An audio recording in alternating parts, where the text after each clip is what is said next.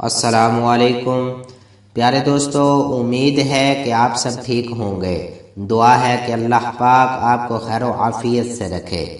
دوستو، آج کی ویڈیو میں ہم آپ کو بتائیں گے کہ عورت کا اعتکاف گھر میں یا مسجد میں، اور ساتھ ساتھ ہم آپ کو اعتکاف کے کچھ ضروری مسائل کے متعلق بھی بتائیں گے کہ جن کا جاننا ہم سب کے لیے بے حد ضروری ہے۔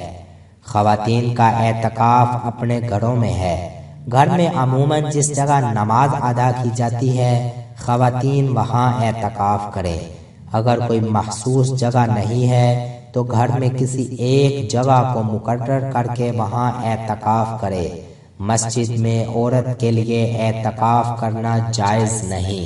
جو عورت گھر میں اعتکاف بیٹھے وہ گھر کے کام کاج کس طرح کرے، جبکہ اور کوئی گھر کا کام کرنے والا بھی نہیں ہے؟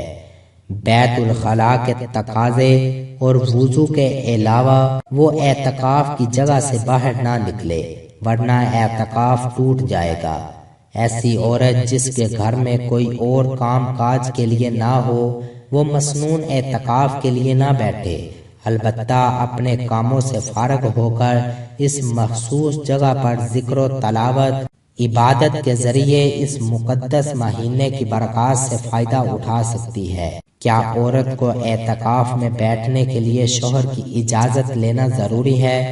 عورت کو اعتکاف میں بیٹھنے کے لیے خاوند سے اجازت حاصل کرنا ضروری ہے، اور خاوند اسے اعتکاف سے منع بھی کر سکتا ہے، لیکن جب ایک بار اجازت دے دی تو اب منع نہیں کر سکتا۔ اجازت کے بعد کیا شوہر بیوی سے ہم بستری کر سکتا ہے؟ خاوند نے جب اجازت دے دی تو اب اس کے لیے بیوی سے ہم بستر ہونا، بوس و کنار کرنا یا اس ارادہ سے بیوی کی اعتکاف گاہ میں داخل ہونا جائز نہیں۔ تاہم اس نے ہم بستری کر لی تو بیوی کا اعتکاف فاسد ہو گیا۔ ہم بستری کے سوا دوسری باتوں سے اعتکاف نہیں ٹوٹتا۔ کیا نابالغ بچوں کو اعتکاف بٹھانا ضروری ہے؟ آج کل مسجد میں نابالغ لڑکوں کو بھی اعتکاف بٹھا دیا جاتا ہے، جو کہ پریشانی کا باعث بنتے ہیں۔